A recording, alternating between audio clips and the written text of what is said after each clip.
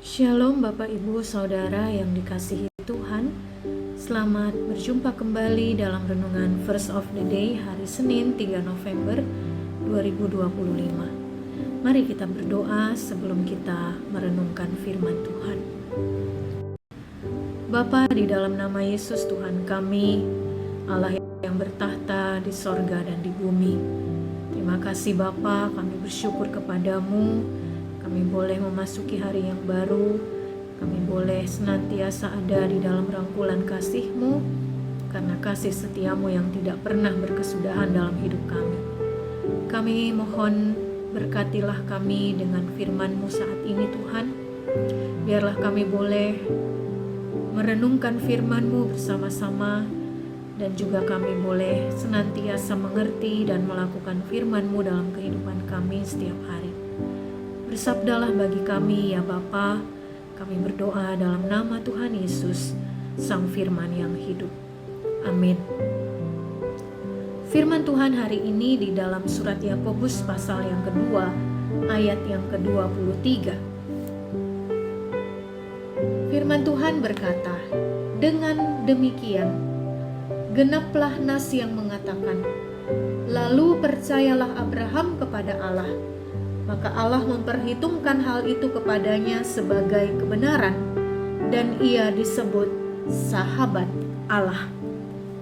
Bapak Ibu Saudara kekasih-kekasih Kristus, dalam Alkitab kita dapat menemukan bahwa ada banyak status yang merujuk kepada kita sebagai orang-orang percaya. Kita disebut sebagai umat Allah, kita disebut sebagai murid-murid Yesus, kita juga disebut sebagai anak-anak Allah, hamba-hamba Allah. Dan dalam bacaan hari ini kita juga diingatkan bahwa kita dapat menjadi sahabat Allah. Yesus sendiri di dalam Injil Yohanes pasal 15 ayat yang keempat berkata, kamu adalah sahabatku jikalau kamu melakukan apa yang kuperintahkan kepadamu. Demikianlah dalam ayat hari ini ketika Yakobus berbicara tentang saksi-saksi iman, khususnya Abraham sebagai bapa orang beriman. Abraham disebut sebagai sahabat Allah karena imannya dibuktikan dengan perbuatannya yang mempersembahkan Ishak anaknya sesuai dengan perintah Tuhan kepadanya. Dalam Kejadian 22 ayat 2 dan 3, Allah berfirman kepada Abraham, ambillah Ishak anakmu yang satu-satunya yang engkau kasihi, pergilah ke tanah Moria dan persembahkanlah dia di sana sebagai kurban bakaran pada salah satu gunung yang akan kuberitahukan kepadamu. Keesokan harinya pagi-pagi Abraham bangun, memasang pelana keledainya dan memanggil dua hambanya beserta Ishak anaknya. Ia juga membelah kayu untuk kurban bakaran, lalu ia berangkat ke tempat yang diberitahukan Allah kepadanya. Artinya Abraham taat tanpa membantah sedikit pun. Ia mempersiapkan segala sesuatu dan pergi sesuai dengan perintah Tuhan. Dan menarik kalau kita baca di dalam ayat 5 dari Kejadian 22 ini dikatakan, ketika mereka sudah sampai di bukit itu, Abraham berkata kepada kedua hambanya, tinggallah kamu di sini dengan keledai ini. Aku beserta anak ini akan pergi ke sana. Kami akan beribadah, lalu kami akan kembali kepadamu.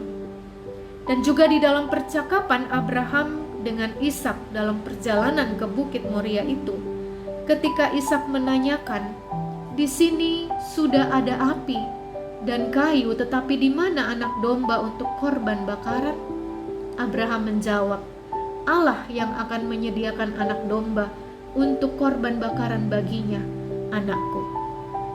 Jadi dengan demikian kita melihat Abraham beriman bahwa Allah tidak mungkin membiarkan dia untuk membunuh anaknya menjadi korban persembahan. Abraham percaya bahwa dia akan kembali lagi bersama dengan Ishak. Dalam ayat 5 tadi, ia berkata kepada hamba-hambanya, kami akan kembali lagi kepadamu.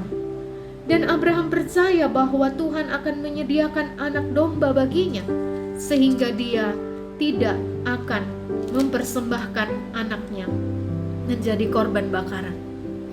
Dengan demikian menjadi sahabat Allah berarti menjadi orang-orang yang sungguh percaya, beriman kepada Allah, dan iman itu diwujudkan dalam perbuatan. Itulah ketaatan, dan itulah yang menjadikan kita diangkat sebagai sahabat-sahabat Allah. Bapak Ibu Saudara, rindukah kita menjadi sahabat-sahabat Allah? Wujudkan iman kita dalam perbuatan yang memuliakan Allah. Selalu taat sekalipun sulit, tetapi itulah yang membuat hidup kita istimewa, karena kita menjadi sahabat-sahabat Allah. Mari kita berdoa.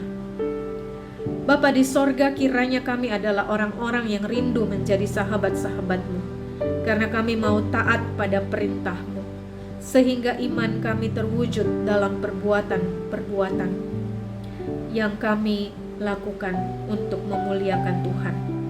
Jangan biarkan kami bersahabat dengan dunia ini atau keinginan kami sendiri, tetapi biarlah kami rindu selalu dibaharui menjadi sahabat-sahabat Allah seperti Abraham. Kami mohon penyertaan-Mu sepanjang hari ini dalam kami melakukan segala aktivitas kami, pekerjaan dan pelayanan kami, setiap tugas dan tanggung jawab kami. Kami mohon pertolongan Tuhan di dalamnya. Dalam nama Tuhan Yesus yang mengajar kami berdoa. Bapa kami yang di sorga, dikuduskanlah nama-Mu, datanglah kerajaan-Mu, jadilah kehendak-Mu di bumi seperti di sorga. Berikanlah kami pada hari ini makanan kami yang secukupnya, dan ampunilah kami akan kesalahan kami, seperti kami juga mengampuni orang yang bersalah kepada kami. Dan janganlah membawa kami ke dalam pencobaan, tetapi lepaskanlah kami daripada yang jahat, karena Engkaulah yang mempunyai kerajaan dan kuasa dan kemuliaan sampai selama-lamanya. Amin. Bapak Ibu Saudara, demikian renungan Verse of the Day hari ini. Selamat menjalani hari ini. Tuhan senantiasa menyertai dan memberkati kita semua. Amin.